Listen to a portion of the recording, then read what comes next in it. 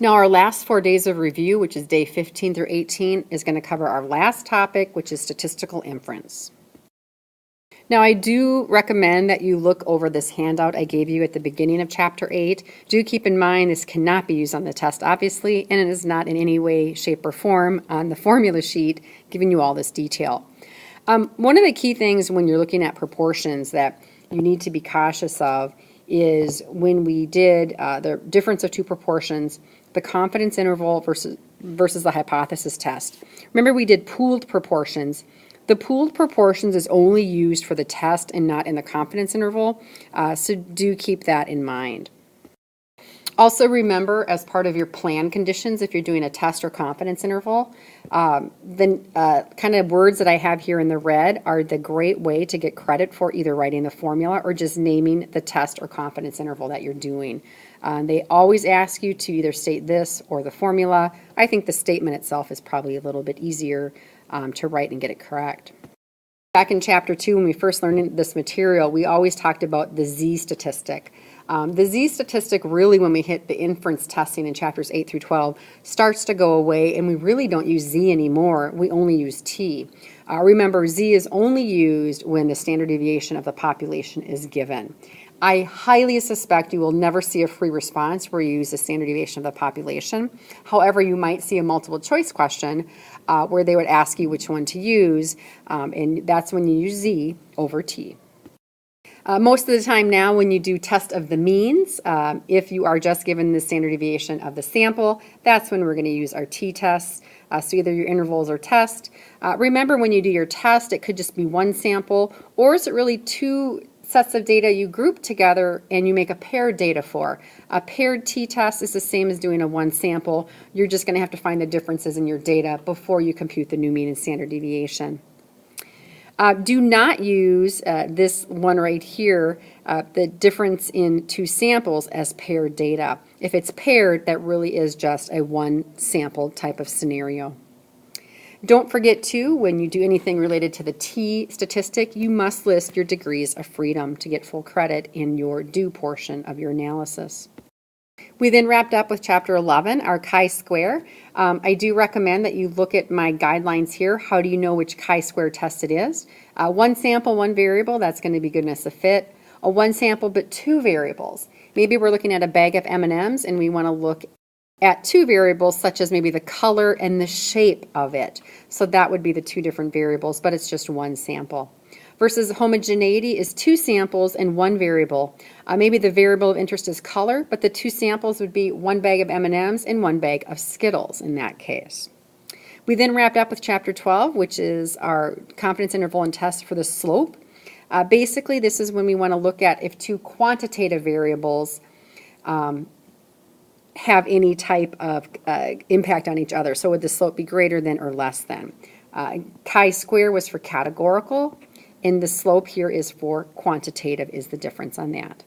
Another nice rule of thumb in terms of the lettering that you're going to see, if you see a Greek letter, most Greek letters do stand for the population notation, whereas our general alphabet lowercase letters are going to be for the sample. You see that for the mean, which is mu for the population, but X bar for the sample. Now, as you start off your formal review of Chapter 8, this is what Day 15 is going to be about. We had lots of learning objectives. This is when we really learned about confidence intervals, and we determine if it's a confidence interval for proportions or means, what conditions to check, what work to show. I think you all have done a very nice job and hopefully remember Chapter 8 quite well since we've been doing it for a while. Remember that the confidence interval itself is the estimate or the point estimate plus or minus that margin of error. And to calculate the margin of error, remember that is just going to be your critical value, either your T critical value or Z critical value, in the standard deviation of the statistic. Some of these standard deviations can be found on the formula sheet if it's helpful.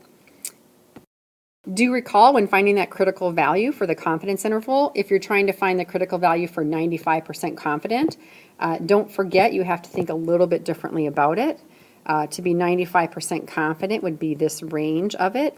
However, for the confidence interval, to get that statistic, which is going to sit right there, you have to go the 95% plus the extra 2.5. So you need the 97.5% of the area under the curve. Whenever you do your confidence intervals, always check your random independence and normalcy if it's based either on proportions or the means. Section 8.2 really dove into the analysis of proportions or categorical data. Anything when you read this scenario, if it sounds like they're looking at eye color or your gender is, something that you cannot actually compute an average for, you would use a proportions. The formula is going to be right here. For the proportions, we do the z critical value, so you'd use inverse z for that. And remember, for the confidence interval, we're using the p-hats, and then our sample size is n. Checking your conditions is going to be the same for our confidence interval and going through our calculations. If you're asked about the sample size, all you need to do is take the margin of error and set it equal to appropriately what you need to and solve as you are asked. Section 8.3 also did confidence intervals, but for the means, that means anything that is quantitative data, so where the information they give you would be what is your height, what is your weight, something where you can compute the mean for that. We do the z critical value if we know the standard deviation of the population, or we start to switch over to the t, which is going to be more likely than not. For margin of error is our critical value times our standard deviation. This is z critical value if we know the standard deviation of the population. This right here, part of this confidence interval, is if we don't know the standard deviation of the population, use the t critical value. In terms of here, things to keep in mind when we do t values, don't forget to state your degrees of freedom. That is a required documentation on your paper. Also, do not forget how to make your conclusion for confidence intervals. If you're asked to construct a confidence interval, that means you have to do at a minimum the plan, the do, and conclude. Sometimes you can really get away with not having to do the state portion, which would say, I plan to make a confidence interval, but you must check your conditions in your plan. For your do portion, again, don't forget to list the confidence interval, state your degrees of freedom, and then you have to do your conclusion by saying our standard default, we're X% confident that the values between our low end and high end capture the true population mean within respect to our data set. So put that in context. When concluding with that, we are now moving on to your multiple choice for today. So give these multiple choice a try. And then the free response is going to be question number 4 from the year 2002, and it was their alternative test. So take a look at writing this out, and then when you're done, go online and please look at the scoring rubric and see how well you did. Feel free to let me know if you have any questions along the way.